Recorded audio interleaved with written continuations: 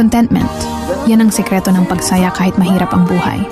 Huwag kang magreklamo kung wala ka, pero meron ng iba.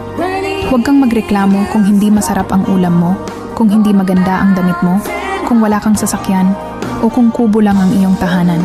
Makontento ka sa mga bagay na nasa sayo, dahil yan ang tunay na kaligayahan. Huwag mong iyakan ang mga bagay na gusto mo na wala ka. Ipagpasalamat mo ang mga bagay na mayroon ka, na ibinigay at pinagkaloob sa'yo ng Diyos kahit hindi mo hiniling